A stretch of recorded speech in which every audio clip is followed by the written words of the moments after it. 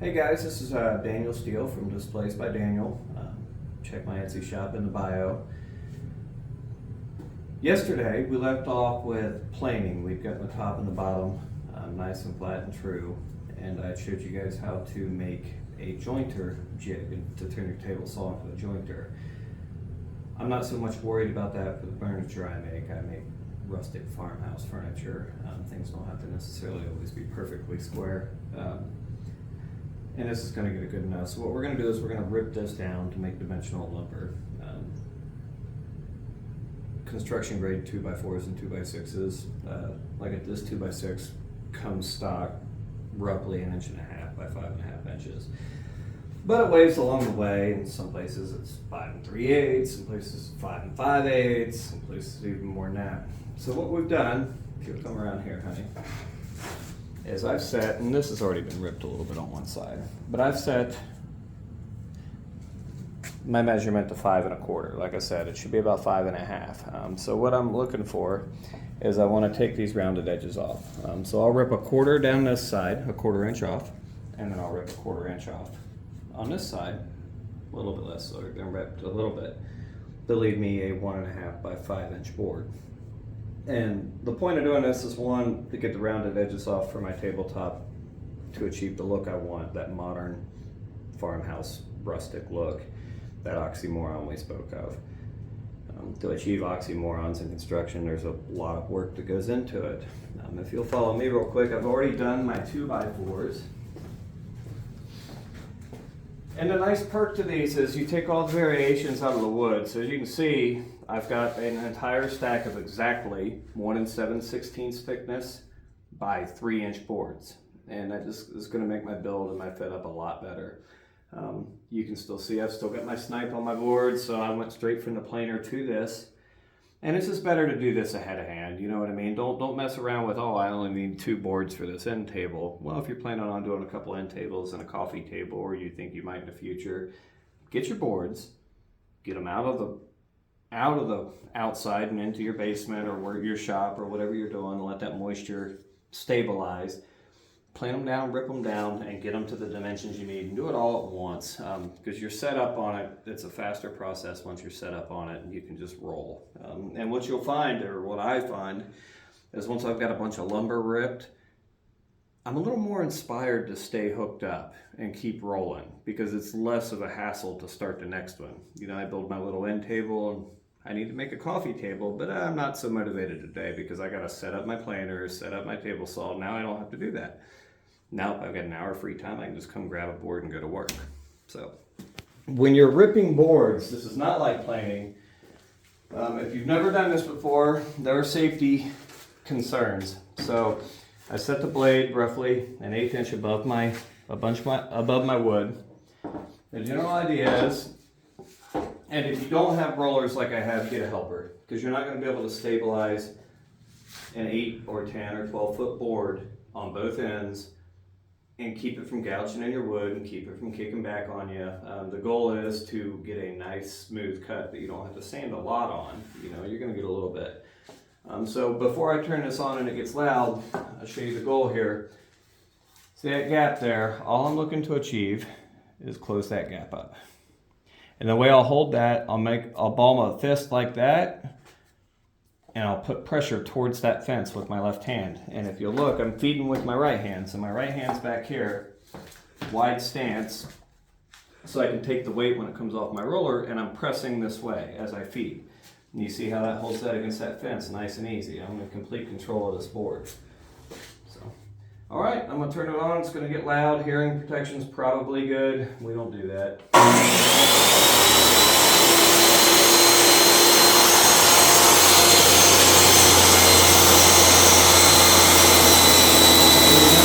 Steady pressure, nice even swooping motion.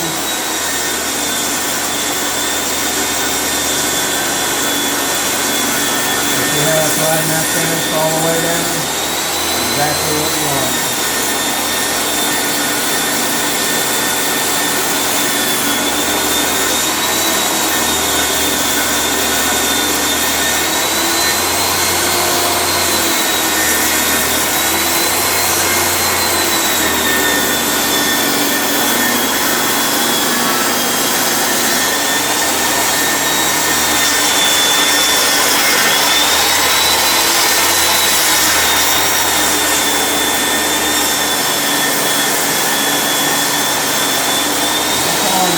trapping that wood right here so it can't go anywhere.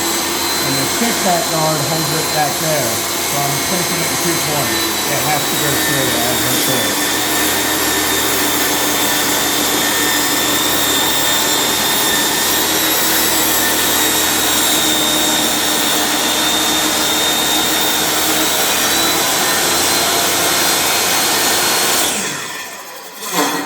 Now what I'll do for the purposes of a short video, I'm going to go ahead and move this over to 5 and get my my 5th dimension to show you what the board can look like when it's all done. Normally I would rip all of my 2x6s down on the one side, then I'd set my final dimension measurement and rip them all down on the other side, and that guarantees that every board is exactly the same. But shorter videos are more better. That's what we're going to do. We're going to set it just right on 5. It's probably a good idea to double check your measurements when you do this, and when you do double check your measurements, you want to pull a tape in 2 places. You want to pull a tape, because not everybody's fence is like mine. You want to pull a tape here, and what I'm measuring for, from the edge of the fence to the inside edge of that saw blade, and you can see that's exactly 5 inches. Then I come to the back side, exactly 5 inches. So I know my blade, my measurement's right, my fence is correct. Let's go and rip that other side.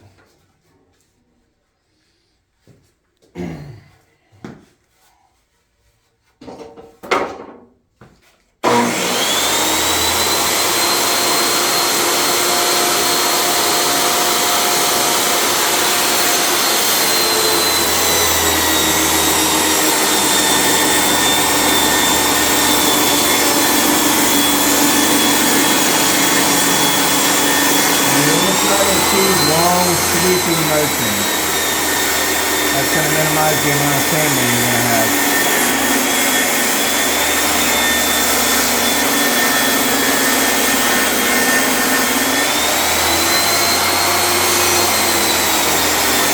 See how that lines that fence perfectly all the way down.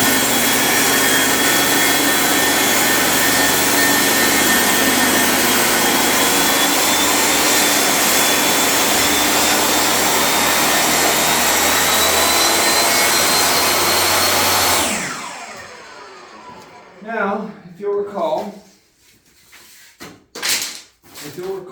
I had showed you just how square a jointer, my makeshift jointer, could make a board.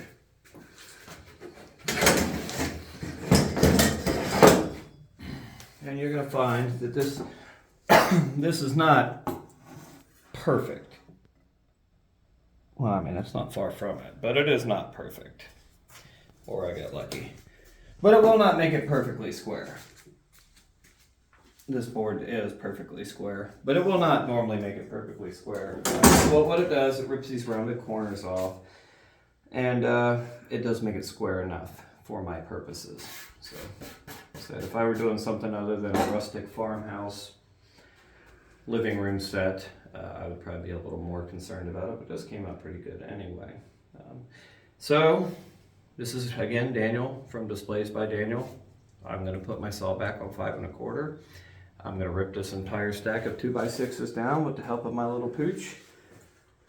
And then I'm going to start building. So hopefully on the next installment, we can go over doing as much of your math ahead of hand as you can. Making all your linear cuts at once to streamline the process, the order that you need to make your linear cuts in, and then maybe we can set up some jigs to mass produce some of the uprights that we're going to need to make. Again, Daniel, Displays by Daniel, have a good day.